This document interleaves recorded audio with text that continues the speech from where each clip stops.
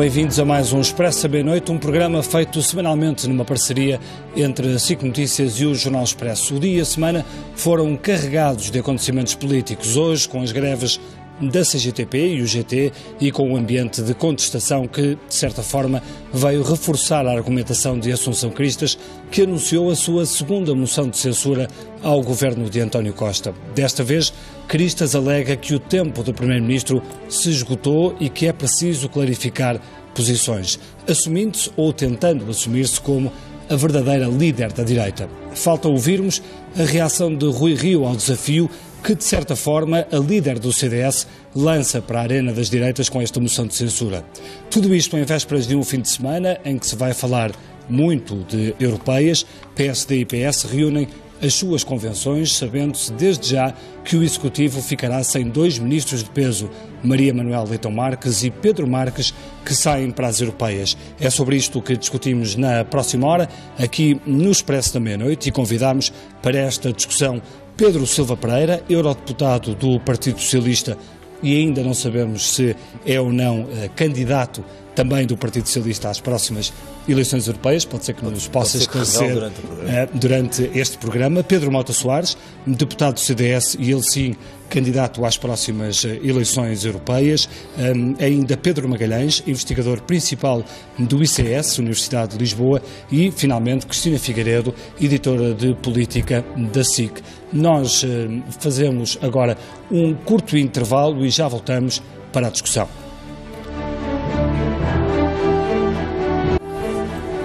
Boa noite, bem-vindos de volta ao Expresso da Meia-Noite. Começo já por perguntar ao Luís Pedro Mota Soares, que está aqui sentado ao meu lado esquerdo. O CDS apresentou hoje uma moção de censura, a segunda em 1 ano e meio, com o resultado provável da que teve há 1 ano e meio, ou seja, nada do ponto de vista do resultado.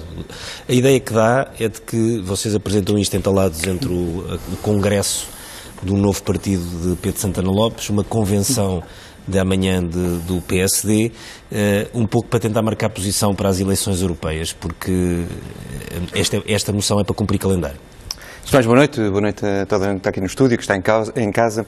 Ricardo, eu ouvi esse argumento há bocadinho pela boca do Bernardo às 8 da noite. Não combinámos. Mas se tivessem combinado não havia mal nenhum, isso faz parte. E curiosamente depois fiquei a ver as notícias.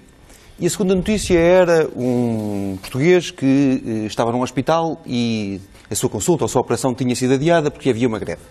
E depois era uma família que estava revoltada porque foi deixar o filho na escola e houve greve hoje e o filho não teve aulas. Sim, sabem o que é que vão fazer? Podia ser um noticiário de várias alturas do ano ou da década. E a terceira notícia era um pensionista muito preocupado a dizer que ia abandonar a ASE porque o hospital onde ele costumava ir não disponibilizava o serviço que ele precisa. Portanto, bendita CGTP para o CDS. Não, acho que a questão da ASE não tem a ver com a CGTP. Acho que a questão de uma família, o Bernardo, eu estou muito à vontade. Eu nunca convoquei uma greve e nunca participei numa greve.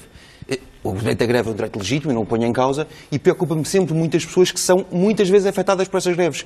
E em Portugal hoje são muitas pessoas que são muito afetadas por essas greves. Depois passei por um outro canal, não vou dizer qual, que falava que na segunda-feira há um aumento de 1,5 cento na gasolina e no gasóleo.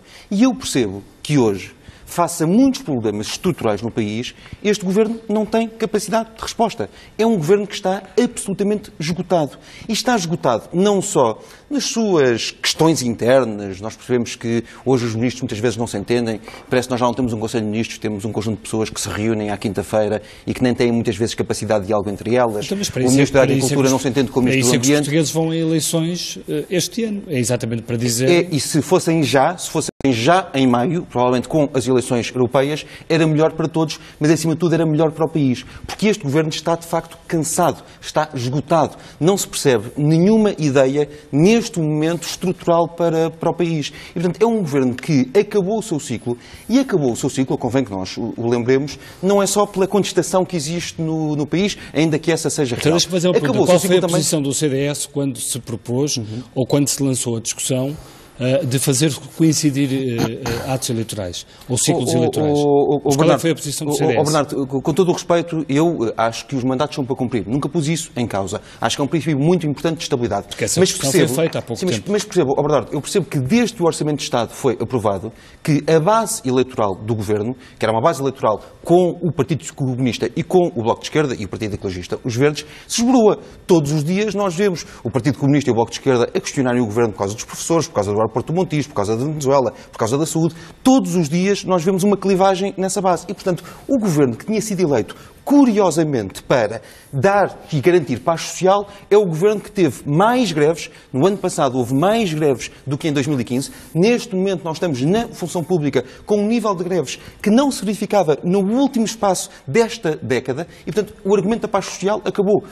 É um Governo que, ainda me lembro muito bem, veio para aumentar o investimento público, para garantir investimento público. O investimento público neste momento está, mesmo dados de 2018, abaixo de 2015. E, portanto, neste momento, a única coisa que o país tem pela frente são mais 8 penosos meses de um Governo que está em propaganda. Isso é muito evidente. Amanhã vamos ter a apresentação do cabeça de lista do Partido Socialista às eleições europeias. É o Ministro da Propaganda. É um Ministro que, por mais do que uma vez, anuncia obras que não se realizam. É um Ministro que anunciou um plano na Ferrovia 2020 de 2 mil milhões de euros que até ao final do ano passado tinha cumpridos 105 milhões de euros dados das infraestruturas de Portugal. E, portanto, nesse sentido, antecipar, dar ao país a possibilidade de passar à próxima fase era uma benesse neste momento para o país. E não, neste momento não é o CDS que o diz. Eu tenho a noção que hoje há muito mais pessoas, para além da base eleitoral do CDS, que prefeririam passar já à fase a seguir do que aguentar durante 8 penosos meses esta situação do Governo. Pedro Silva Pereira, 8 penosos meses é uma perda de tempo que o Governo está a obrigar o país? Em primeiro lugar, boa noite a todos. Eu acho que, apesar do esforço manifesto do Pedro Mota Soares para tentar dar alguma substância a esta iniciativa política, toda a gente compreende que esta moção de censura do CDS é um episódio parlamentar que verdadeiramente ninguém leva a sério. Que, não apenas porque não tem um resultado concreto, já se sabe que esta maioria parlamentar tem dado estabilidade política ao país e continuará a fazê-lo até ao final da legislatura, e, portanto, esta moção de censura tem o destino traçado e, verdadeiramente, ela é uma perda de tempo parlamentar. Acho que a Assembleia da República teria coisas muito mais úteis para fazer do que discutir esta moção de censura. Verdadeiramente, o que é que estamos a falar? Mas eu, desde o governo do engenheiro Sócrates, que eu não ouvia um tamanho de respeito pela Assembleia da República. Eu ouvi esse argumento hoje na boca de Carlos César, só me fazia lembrar o engenheiro Sócrates. Por falar em respeito, deixe-me terminar, que eu ouvi-o com atenção longamente. Esta iniciativa política não tem nada a ver com o Governo, nem com a contestação ao Governo. Tem que ver com as guerrinhas da direita, pela liderança da direita. Realmente, a doutora Assunção Cristas procura, com esta iniciativa, marcar a liderança da oposição parlamentar, fazer uma certa prova de vida para dizer que o doutor Rui Rio não faz uma oposição suficientemente enérgica ao Governo e que os votos que eventualmente não iriam para o Dr. Rui Rio, em vez de ir para o novo partido às direitas, o Aliança do Dr. Santana Lopes, deve ir para o CDS. Essa é a ambição. É disso que se trata. Portanto, é lá entre eles. Diz muito pouco ao país, diz muito pouco aos portugueses. Mas os portugueses também assistem todos os dias às guerrinhas das esquerdas com o Governo.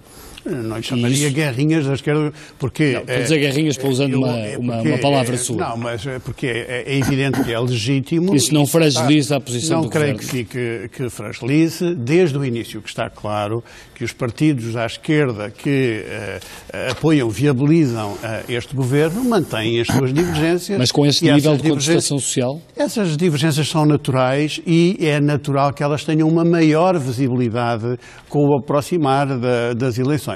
Agora, o que não é natural, e creio que não tem nenhuma credibilidade, é esta tentativa de colagem do CDS, veja bem, às greves.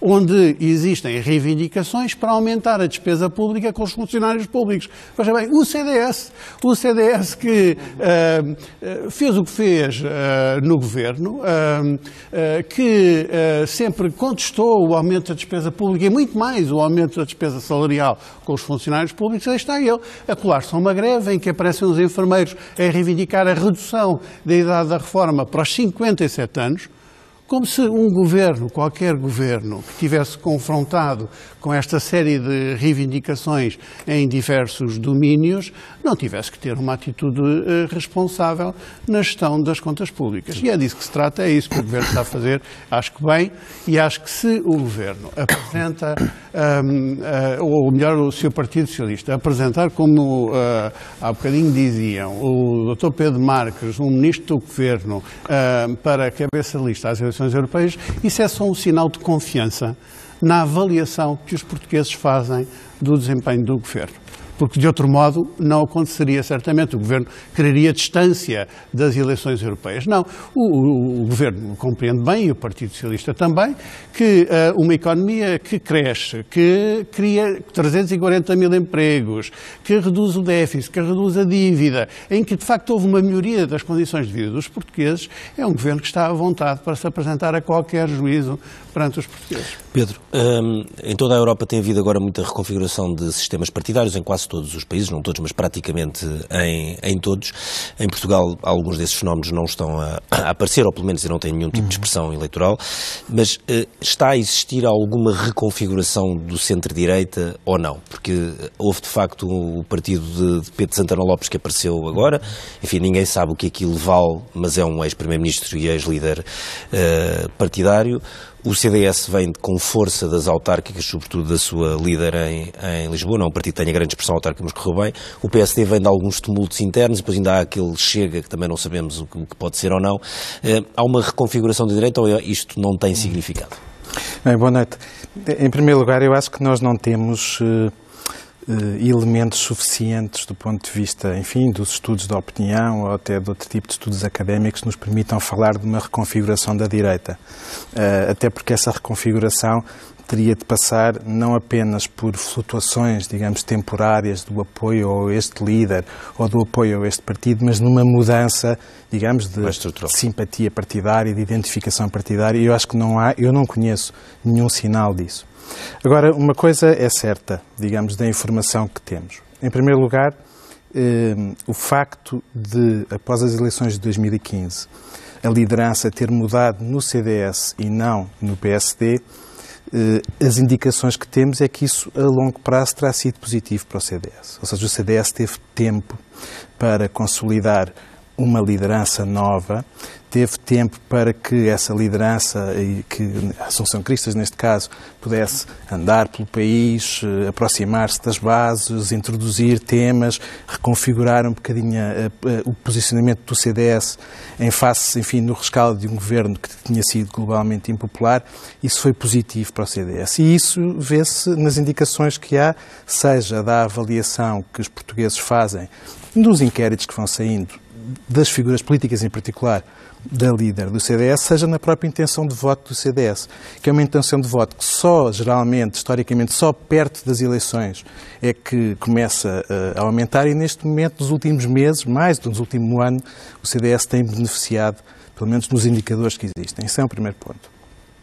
Em segundo lugar, mais elementos da reconfiguração direta. Também é verdade que aquilo que se esperava que de alguma maneira que acontecesse, que foi com a saída de Pedro Passos Coelho, que o PSD pudesse, no fundo, recuperar alguma popularidade, recuperar algum apoio eleitoral, também nos inquéritos que existem, isso não se verifica. E, portanto, temos estes dois fenómenos, as duas grandes forças do centro-direita reequilibradas desta forma, com o CDS que teve tempo para se afirmar e para aparecer e para ganhar visibilidade e para melhorar do ponto de vista, pelo menos, das intenções de voto, e um PSD que não mexe. E depois temos o legado também dessas eleições do PSD. Foram eleições extremamente divididas, as pessoas tendem a esquecer-nos, foram divididas praticamente ao meio.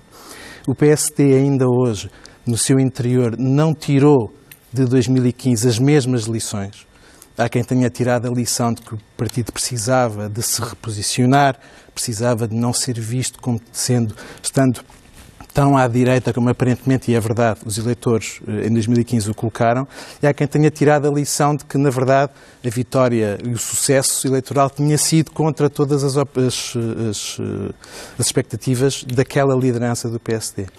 Mas achas que este tipo de ações, como esta apresentação de uma moção de censura, faz mexer de alguma forma o eleitorado a favor, por exemplo, da Associação Cristas? Sim, só para terminar o ponto anterior, esta indefinição e esta crise depois cria as oportunidades para que surjam novas forças, e neste caso a saída de Santana Lopes e a aliança era um dos pontos que levantaram. Sobre as moções de censura, eu hoje à tarde mal soube disto, fui ver um bocadinho o que é que existia de investigação sobre esta matéria. Há desde logo um dado muito curioso que é, há pessoas que fazem estas contas, se nós contarmos todas as moções de censura apresentadas desde 1960 nas democracias ocidentais, só 5% é que resultaram no derrubo de um governo. Portanto, o que isto quer dizer... Portugal das 31, uma. Portanto, o que isto quer dizer basicamente é que a apresentação da moção de censura não tem como motivação principal derrubar um governo. Pois. Tem como motivação principal marcar a agenda política, ter uma oportunidade para passar argumentos, para apontar incompetências do governo, etc. Portanto, isto é normal, isto é o que acontece em todo lado. Se tem ou não efeitos. Eu nestas coisas, o meu primeiro pressuposto é, se os políticos tomam estas decisões, eles alguma coisa saberão. Não é? É evidente que podem cometer erros. Ou não. Podem cometer erros, mas andam nisto há muito tempo e, portanto, qual é a investigação que mostra é que, aparentemente, mas estas coisas são muito difíceis de medir, porque há muitos fatores que influenciam o resultado eleitoral, mas a verdade é que a pouca investigação que existe sobre isto mostra que os partidos que apresentam moções tendem a ganhar um pouco eleitoralmente e os governos que são objeto de moções de censura tendem a perder. Mas estamos a falar de décimas de ponto percentual e, portanto, digamos, se quiser ser definitivo sobre isto, não posso ser. Tenho que dizer que as indicações que há são relativamente ambíguas, mas prejudicar quem apresenta, em princípio, não prejudica. Cristina, como é que avalias a apresentação desta moção de Assunção Cristas? Foi para marcar a agenda política, obviamente, mas é mais uma guerra das direitas ou é para fazer oposição a António Costa? Eu acho que a resposta a essa pergunta está numa entrevista que a Assunção Cristas deu hoje ao Expresso e que sai amanhã na edição do Expresso da manhã, onde ela diz isto, e não estou a antecipar, estou só a suscitar a curiosidade para as pessoas depois lerem a entrevista na íntegra, porque hoje no Expresso Diário já se adiantava isto, onde ela diz que dizer que eu sou a líder da oposição é factual. Ora bem, esta frase explica a oportunidade desta moção de censura, explica o porquê desta moção de censura agora. E o Pedro dizia que este tipo de iniciativas, o Pedro Magalhães... Pois há três Pedros. São muitos. Dizia que este tipo de iniciativas, pelos estudos que há, tende a não prejudicar quem as apresenta. Também não sei se neste caso em concreto o CDS tem muito a ganhar, em termos de eleitorado, nomeadamente. Daqui até às eleições ainda falta algum tempo, por mais que o desejo do CDS fosse que as eleições fossem mais cedo, isso não vai acontecer. A Assunção Cristas tem uma boa equipa de políticos com sentido de oportunidade. O CDS, aliás, tem um histórico razoável nesse particular. O Pedro Mota Soares está a gostar do elogio. É um facto, nem todos os partidos, e vemos isso claramente no PSD, se quisermos chamar os nomes às coisas, nem todos os partidos têm esse sentido de oportunidade. As equipas que estão à frente dos partidos conseguem aproveitar tão bem, às vezes, os momentos. E o CDS consegue fazê-lo. E o CDS viu aqui uma oportunidade. De facto, há um clima que nos últimos meses, nas últimas semanas, tem vindo a crescer de contestação nas ruas. Estes braços de ferro entre enfermeiros, esta guerra com a ADSE, de certa forma, acabam por vir dar razão ao CDS, que durante a legislatura toda, desde o início, vem chamando a atenção para as cativações, para o desinvestimento ou para o pouco investimento público, para os serviços públicos, nomeadamente o Serviço Nacional de Saúde, que está a arrebentar pelas costuras. E, portanto, isto, para o CDS, neste aspecto, é apenas um tirar partido da situação. Mas o CDS tem essa autoridade, tendo feito parte do governo anterior, que tantos sacrifícios provocou? Esse é o calcanhar daquilo do CDS, não é? Mas eles são, mais uma vez, acho que são peritos sempre na fuga para a frente. Agora o Pedro Mota Soares, perdoar-me há que lhe diga isto, mas é verdade, são peritos na fuga para a frente e no fugir a esse argumento, que aliás ao fim de quase 3 anos e meio já está também um bocadinho esgotado. Mas o que me parece é que a Assunção Cristas, neste momento, e também pegando um pouco naquilo que dizia o Pedro Magalhães há pouco, está a aproveitar aqui tem que aproveitar aqui um espaço, que é o facto do PSD se ter de alguma forma escredizado com o Rui Rio na liderança, o facto de o Aliança estar, do próprio CDS, aliás, antes de falar do Aliança, do CDS, ter sentido necessidade de alguma forma de se recentrar e de tentar ir buscar eleitores ao PSD, nomeadamente.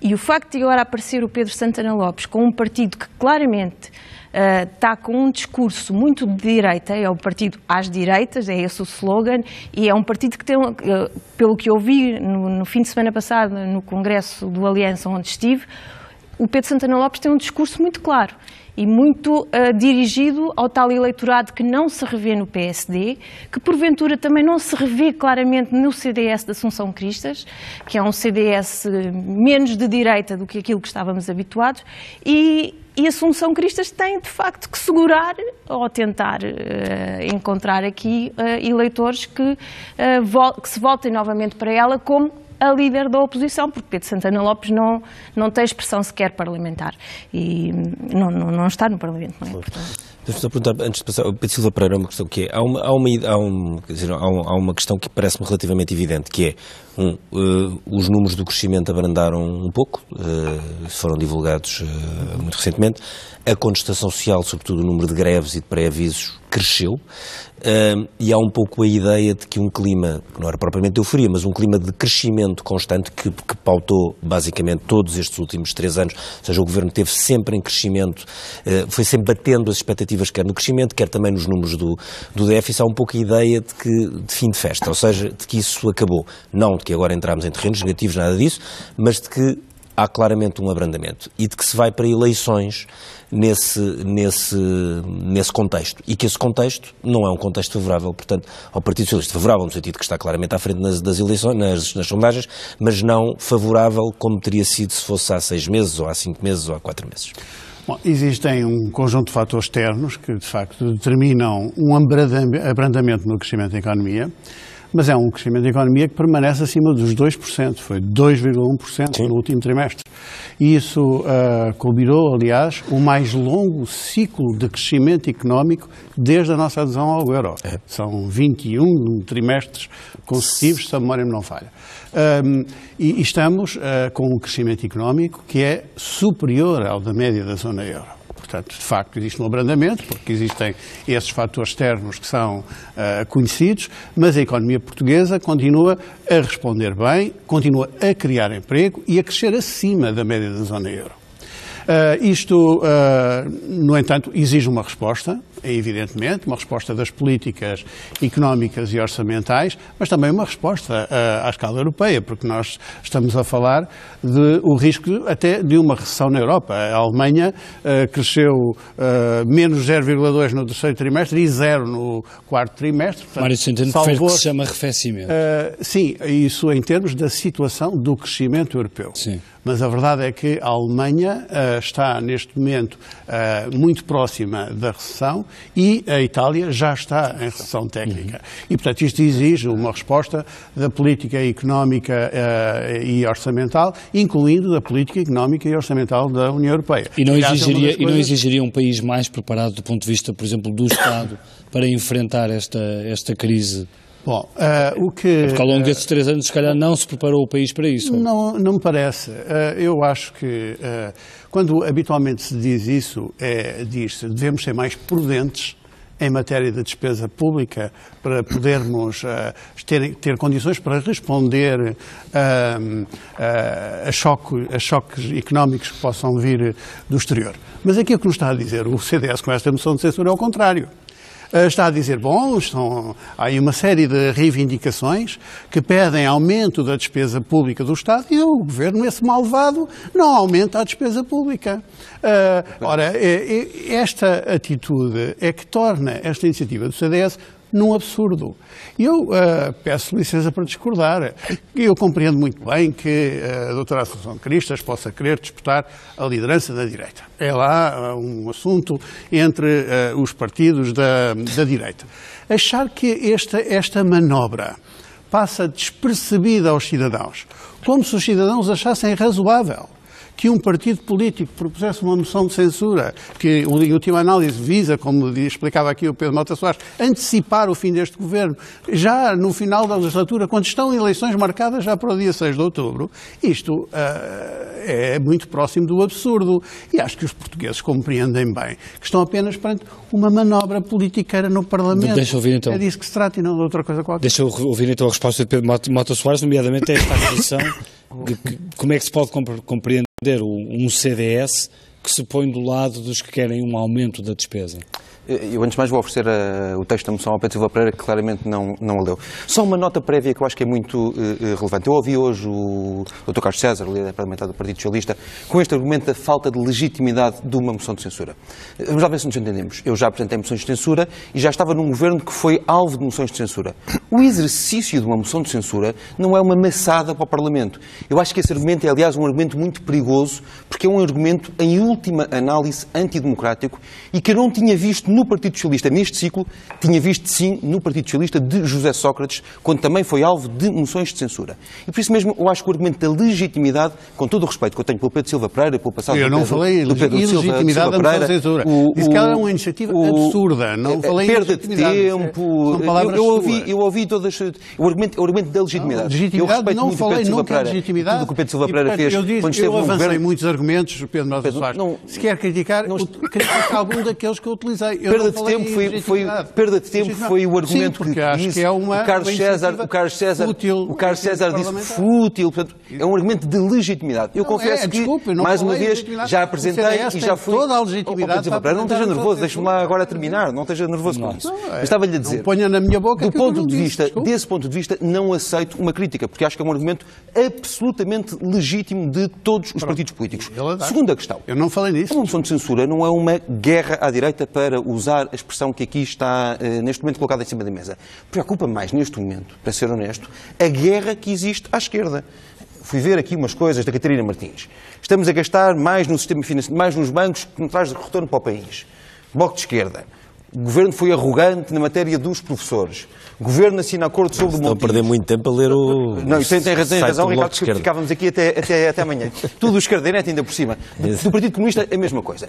Nós temos um Governo que se apresentou com uma base, com uma legitimidade que dizia que era uma legitimidade parlamentar. E que lhe deu estabilidade durante 4 anos. Nesse sentido, é muito importante perceber que estes partidos, que se calhar dizem estas coisas, podem votar de uma forma diferente. É uma coisa que responsabiliza esses partidos. Mas se os partidos que fazem que compõem este acordo querem mantê-lo, porque é que o CDS o questiona? Quer dizer, o PCP e o Bloco, mas então não venham dizer, claríssimos. não venham à segunda, quarta e sexta dizer que são contra o Governo, para a terça, quinta e sábado não há votações, mas para a terça e quinta estarem a votar ao lado do Governo. Terceira nota que é muito relevante. A liderança da direita é também para ver se entala terceira nota que é muito relevante, que é muito relevante também para o CDS.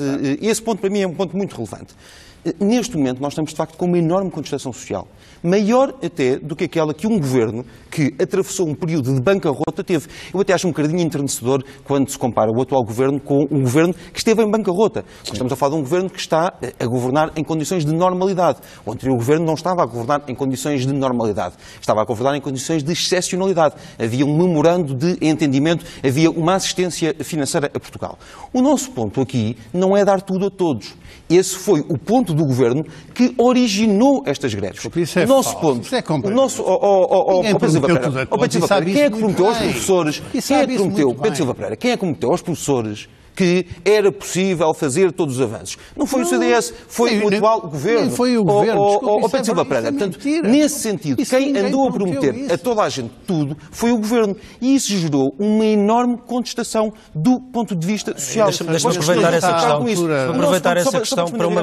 Não, mas é que há aqui um ponto que é importante, para não ficarmos só agarrados. Ficarmos aqui no aumento da despesa. Pelo contrário, eu olho hoje para a despesa de investimento do Serviço Nacional de Saúde e em 2015 houve mais investimento no Serviço Nacional de Saúde do que em 2017 e muito provavelmente também do que em 2018. Os dados ainda não estão consolidados, mas muito provavelmente em 2015 o investimento foi superior. O nosso ponto aqui não é o ponto de mais despesa. O nosso ponto aqui é o ponto de proteger as pessoas que precisam de uma operação e não têm, precisam de um professor para os seus filhos e não têm, que precisam e que tinham uma estrutura como a ADSE que neste momento está posta em causa. Não sou eu que digo, foi a Ministra do Governo que diz que a ADSE é um entorce no sistema. Mas tem um país que passou a cumprir o déficit. Isso não vale muito?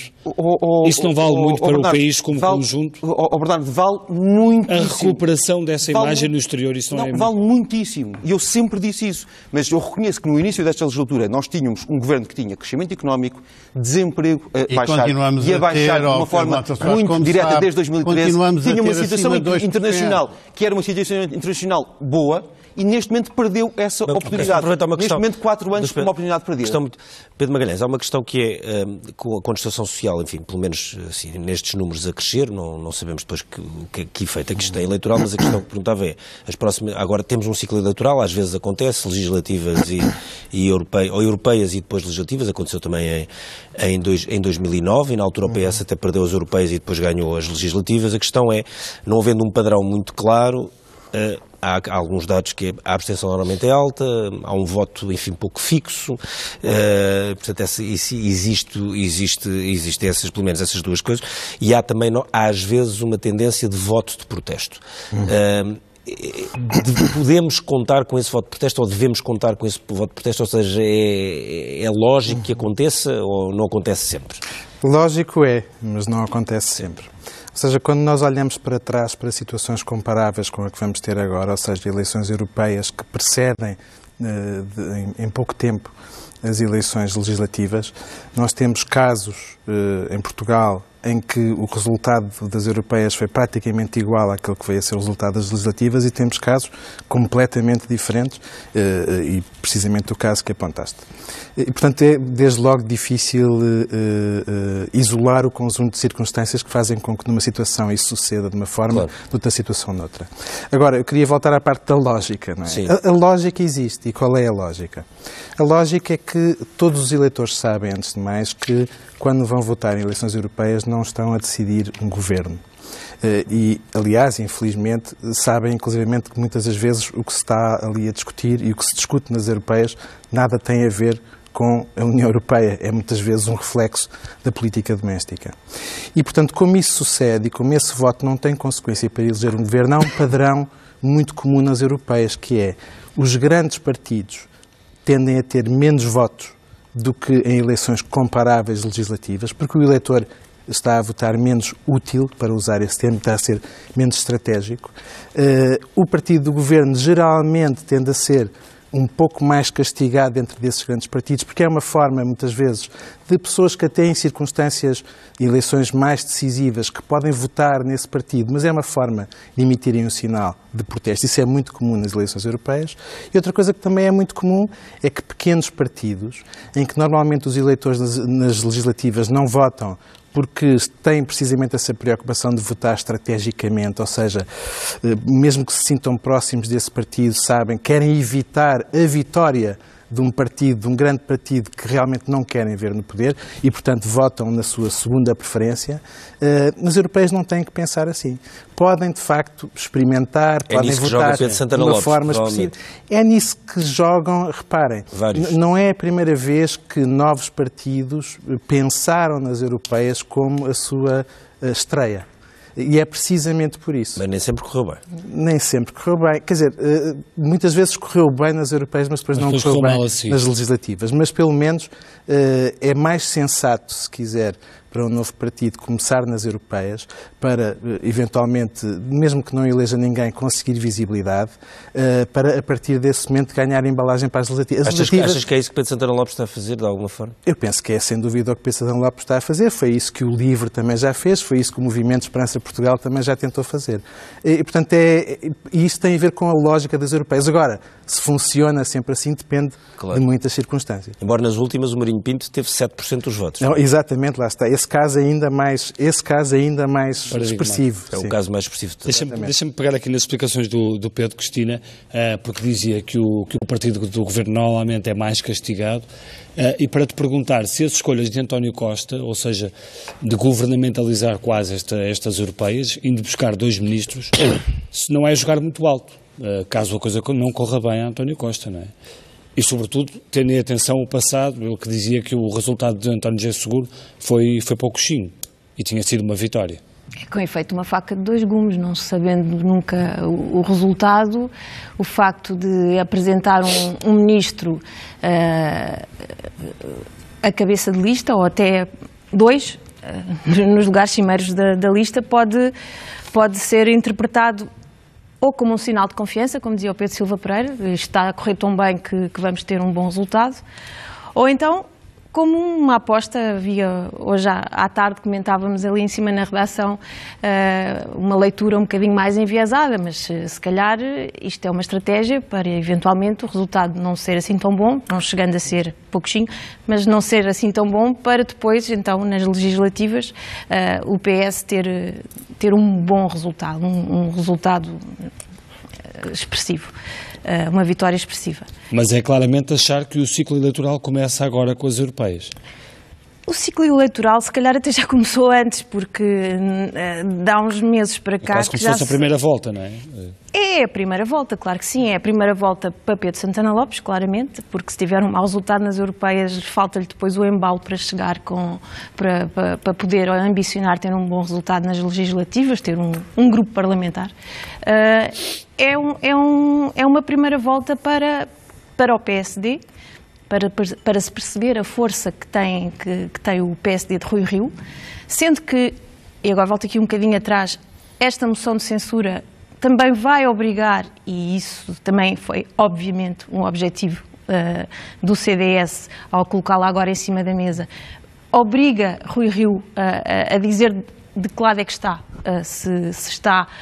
se vai votar contra, só se vai abster ou votar a favor, como há 2 anos votou a favor da moção de censura. Agora, eu se tivesse de apostar... Não, é o Passos Coelho. Não o PSD de Rui Rio, o PSD de Passos Coelho. Bem entendido. Eu agora, se tivesse de apostar, se calhar apostava que é mais fácil uma abstenção do que um voto mais fácil um ninho. Da parte de Rui Rio. Mas obriga, de facto, o PSD a essa clarificação, se quiser. Então, deixa-me só perguntar essa questão. Se o PSD se abstiver, que sinal é que o CDS tira daí? Com todo o respeito, o CDS não tira sinais do PSD. Há uma coisa que nós temos dito há muito tempo. Quando a sua líder diz ao Expresso o PSD tem de perceber de que lado está, provavelmente se quer para tirar um sinal depois disso. Não é o CDS que tira sinais. Quem tira sinais... faz esse desafio, tem que tirar alguma ilação disso, digo eu. Senão não se tinha referido ao assunto. Quem tira sinais são os eleitores. Está bem, ok. Nesse sentido, eu sempre fui daqueles que acham que os partidos não são donos de votos. Há aqui um desafio público do CDS a dizer ao PSD tem que mostrar de que lado é que está. Há uma coisa que é o que nos preocupa, que é a nossa postura. E eu acho que, como é interessante desta moção, as pessoas podem dizer muitas coisas. Não podem dizer que o CDS não é consequente com o facto de ser o partido, nós até dizemos o único partido que claramente os votos que nos sejam confiados não são votos para, de alguma forma, fortalecer um governo do Partido Socialista. O Pedro Santana Lopes agora também diz isso. Mas um voto entregue, nós estamos aqui e conseguimos ser consequentes nessa mesma questão. Um voto entregue ao Bloco de Esquerda é um voto para viabilizar o Partido Socialista, um voto entregue ao Partido Comunista é um voto para viabilizar o Partido Socialista e, infelizmente, um voto entregue ao PSD, de acordo com muitas coisas que eu já ouvi o Presidente do PSD dizer, é um voto que pode viabilizar um governo do Partido Socialista. Um voto que seja confiado ao CDS não é um voto que seja para viabilizar um governo do Partido Socialista. Isso para nós é um ponto muito relevante. Segunda questão para o CDS. Mas pode ser um voto para viabilizar um governo de direitas? Claro que sim, mas nós sempre o dissemos, e até dissemos que esta nova circunstância política é uma circunstância onde o voto é muito mais livre.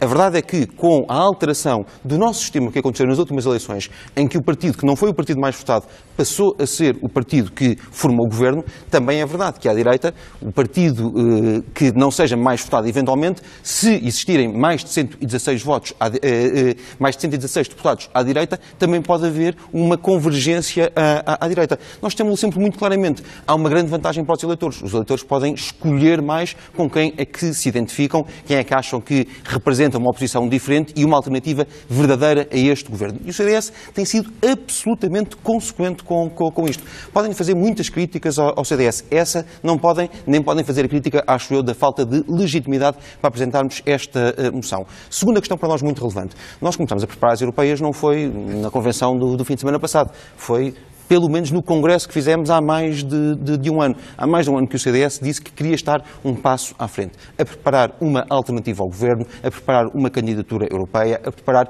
um programa do governo. E grande parte do nosso foco tem estado aí. E por isso mesmo, com todo o respeito, eu tenho uma aliança preferencial, uma relação preferencial estratégica com o PSD, mas nesse sentido preocupa um pouco os sinais do PSD. O PSD pode dar sinais aos eleitores. Para o CDS, como é óbvio, nós sabemos quem é que são os nossos parceiros e também sabemos quem é que são os nossos adversários legítimos, porque podem existir em política. E o nosso adversário é, de facto, um Partido Socialista que, ao longo destes últimos 4 anos, estamos a fazer quase 4 anos de governo, perdeu uma oportunidade para reformar o país, para preparar o país para um dia difícil que pode vir a seguir. Eu nunca fui adepto da teoria do diabo, mas também nós sabemos que as crises são cíclicas e surgem, e neste momento estamos até a ter um decréscimo de crescimento internacional que afeta muito diretamente Portugal. E a verdade é que nós não fizemos uma reforma estrutural para nos preparar para o que aí vem. A verdade é que nós perdemos o ímpeto reformista que tínhamos e, nesse sentido, são 4 anos perdidos em Portugal. E por isso mesmo, para nós,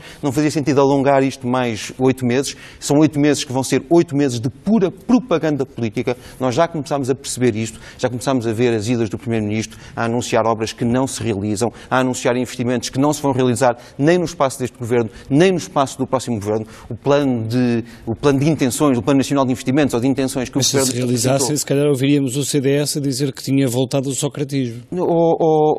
Bernardo... E os tempos do passado.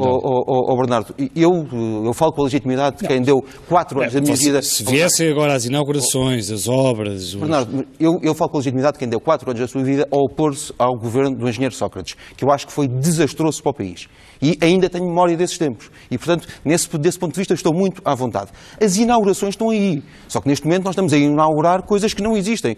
No outro dia, o Ministro dos Transportes, que é amanhã anunciado como candidato, meteu-se num comboio eletrificado que teve eletrificado durante a tarde em que ele andou de comboio. A partir desse momento, deixou de ser eletrificado e até hoje não voltou a ter eletricidade. Isto sim é que é brincar com as pessoas, isto sim é que é prometer tudo a todos e depois não cumprir. E, portanto, nesse sentido, o CDS sempre disse que nós não somos fanáticos nem a favor do investimento público, nem contra o investimento público. Achamos que o crescimento económico passa por exportações, que infelizmente começaram a abrandar no seu ritmo. Não é só o crescimento económico, são as exportações e elas são vitais para Portugal. É certamente investimento privado, mas também uma componente de investimento público. E neste momento, o governo que foi eleito para ter paz social, para aumentar o investimento público, é o governo com mais greves e com menor investimento público dos últimos anos. Só falta saber se Pedro Silva Pereira... Falta saber se Pedro Silva Pereira vai ou não a essas inaugurações como candidato ou como observador. Eu acho que já se percebeu quem é que está, afinal de contas, aqui em campanha e em campanha ativa a pensar obcecadamente nas eleições. Mas vai como candidato ou vai como observador? Bom, é isso. Os candidatos serão decididos pelo Partido Socialista numa comissão política. Ainda é do Partido Socialista, para dia 28. Mas dia 28 a comissão política decidirá quem são os candidatos. Mas tem vontade de repetir de mais um mandato? Esse é um assunto que eu conversarei com o secretário. Mas eu não posso deixar de lhe perguntar isso. Mas eu também se tem vontade ou não tem vontade de fazer mais um mandato? Mas já tem a minha resposta. Agora, o que eu queria chamar a atenção é para 2 coisas que acho que são importantes. Em primeiro lugar, há, a propósito da ideia das reformas, uma visão da direita do que são as reformas estruturais. Só há reformas estruturais se elas se materializarem em flexibilizar os despedimentos, em cortar nas pensões. Pedro Silva Pereira, quem escreveu isso no grande entendimento foi o Pedro Mota Soares. Pedro Silva Pereira, que negociou com a Troika a inscrição de matérias como essas. Portanto, pelo menos tenha um bocadinho de respeito pela memória das pessoas. Vai-me deixar falar. A visão que a direita tem sobre as reformas estruturais prende-se com isto. Há reformas estruturais, se elas significarem uma liberalização dos despedimentos ou um recuo do Estado Social, em particular no que respeita aos cortes das pensões. O problema verdadeiramente estrutural... Quem escreveu o corte das pensões? Foi o Pedro Silva Pereira quando negociou isso com a Troika. Eu já o ouvi, Pedro. Mas quer responder ou não? Sobre esta questão, se o senhor negociou ou não também isso com a Troika, isso que acusa... O governo do Partido Socialista, com o Ministro das Finanças, Teixeira dos Santos, negociou o memorando de assistência financeira com a Troika, porque isso foi obrigado, porque provocaram uma crise política em Portugal no auge Sim, mas estamos aí nunca mais simples. Em 2019 está mesmo a dizer que nós devíamos ter mantido o engenheiro Sócrates como Primeiro-Ministro? Está mesmo a dizer isso aos portugueses? Vamos deixar ir aos pontos que interessam nesta discussão. Isso já não interessa. A responsabilidade do Partido Socialista já não interessa. O Pedro Mota Soares disse que foram anos de uma oportunidade perdida. Sim. E eu quero chamar a atenção para aquele que é o problema estrutural maior do país. O problema estrutural maior do país, porventura, é a questão da natalidade, do envelhecimento da população e do inverno demográfico de que se fala. Não há coisa mais importante para enfrentar esse problema estrutural do que dar às famílias rendimentos e aos jovens emprego. Foi exatamente o que este governo fez. Este governo promoveu o crescimento da economia e gerou 340 mil empregos.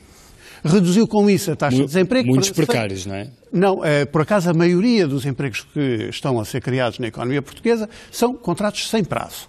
E, portanto, com um Código de Trabalho que acabou de dizer que era o Código de Trabalho liberalizante para tirar direitos às pessoas. Decida-se lá o que é que quer, não é? Não foi o Código de Trabalho que criou emprego nenhum. Não, claro, foi a economia, foi os empresários. Não foi o Partido Socialista nem o governo. São os empresários que criam emprego, são as pessoas. Foi o investimento, isto é que criou emprego. E criou 340 mil empregos. E isso permitiu enfrentar um problema estrutural da economia portuguesa. Ora, esta é uma reforma estrutural que tem a ver com os rendimentos das famílias portuguesas. Começou a ser criado em 2013. O ponto que eu queria referir diz respeito ao que significa o voto que se entrega a cada um dos partidos que se vai apresentar a eleições. Nós vamos ter eleições europeias. Neste momento, os portugueses sabem que entregar o voto ao CDS ou ao PSD significa entregar o voto a uma família política que propõe para Presidente da Comissão Europeia um alemão, o Sr. Manfred Weber, que defendeu força máxima nas sanções contra Portugal. Ora, é isto que significa o voto no PSD e no CDS, como voto em geral no PP, nestas eleições europeias. Pergunto se é isso que nós queremos. Porque realmente aquilo que nós discutimos nestas eleições europeias, pode-se muito dizer que as eleições europeias realmente têm uma dimensão nacional, às vezes superior às europeias, sim, mas elas de facto decidem coisas para a Europa. Decidem a política que segue na Europa. E o que nós vemos é que há duas lógicas aqui. Há uma lógica egoísta, que tem a versão eurocética, daqueles que acham que resolvem os problemas todos se cada um for para o seu lado, multiplicando os Brexits na União Europeia, e há outra lógica egoísta que é do centro-direita, que trava qualquer avanço no sentido da solidariedade, no sentido da partilha dos bens. Temos que apressar porque estamos quase a terminar. E há uma alternativa política, que é aquela que a família socialista e social-democrata representa hoje na Europa. Responder sobre o Manfred Weber só queria responder sobre isso. É só para chamar a atenção de uma coisa. Amanhã vai estar em Lisboa o candidato do Partido Socialista Europeu à Comissão, que é um senhor chamado Timmermans, que é do partido político do senhor Dijsselbloem, que insultou os portugueses quando era presidente do Eurogrupo, nos chamou preguiçosos. Nós pedimos a demissão do senhor Dijsselbloem. O senhor Timmermans não tem nada a ver com essa vizinhança. E sabe o que é que fez a seguir? Pediu a demissão e a seguir foi a um Eurogrupo e manteve o senhor Dijsselbloem como presidente do Eurogrupo. É isso que os senhores não dizem. E, portanto, não é o senhor Timmermans que mantém ninguém como presidente do Eurogrupo. Não, isso foi o Dr. Mário Centeno. Foi o Dr. Mário Centeno. Foi uma reunião do Eurogrupo e manteve o Sr. Dijsselbloem depois de ter dito o que quem está na presidência do Eurogrupo, o Pedro Mota Soares, se me permite recordar, é o Ministro Mário Centeno. Sei muito Talvez. bem, sei muito bem. Talvez. A apoiar a criação de impostos talvez europeus perguntar aqui nas costas do Parlamento Nacional. Talvez tenha sido A apoiar preciso a fazer criação caminho de impostos para chegar a esse europeus resultado. nas costas do Deixa-me Parlamento Nacional. só levantar aqui uma questão. E a influência. Não, Uma questão, a subserviência Pedro é apoiar Magalhães, a criação de deixa-me impostos só levantar uma europeus, questão ao Pedro não Magalhães. passando, Deixa-me só não levantar uma passando questão ao pelo Pedro Temos quase a Magalhães terminar o neste programa. seguinte, que é, neste momento nós caminhamos para umas eleições europeias onde há uma alta probabilidade de forças políticas anti-europeístas terem uma representação muito grande no Parlamento Europeu. Isto está a marcar muito o debate político na maior parte dos países. Em Portugal, nós estamos um pouco ao leste da importância que as eleições europeias podem ter este ano. Pois, infelizmente isso é assim. Não é a primeira vez, costuma ser assim e infelizmente continua a ser assim. Apesar de tudo, eu espero que nestas eleições, e mais do que nas eleições anteriores, o facto de que isso também se estar a jogar a escolha ou a potencial escolha do Presidente da Comissão Europeia gere este tipo de debate com estes e outros, e desejavelmente até outros aspectos mais voltados para o futuro sobre o que é que estes candidatos significam. E também a importância que tem e vai ter o Conselho Europeu na seleção do Presidente da Comissão Europeia, porque, apesar de tudo, a eleição não é direta e nós estamos a correr o risco de ter resultados e uma configuração do Parlamento Europeu e de representação de governos no Conselho Europeu que podem tornar a seleção do Presidente da Comissão Europeia muito complicada. E isso era um assunto que valia muito a pena discutir e eu espero que venha a ser discutido nesta campanha. Só uma última questão à Cristina Figueiredo. Tu estiveste no congresso da Aliança do Pedro Santana Lopes. Dirias que ele acredita mesmo que vai eleger nestas eleições? Não sei se acredita que vai eleger. Eu acho que ele tem esperança de eleger, obviamente, e escolheu para a cabeça de lista alguém que conhece muito bem os meandros da política europeia, mas depois isto tem aquele lado ingrato.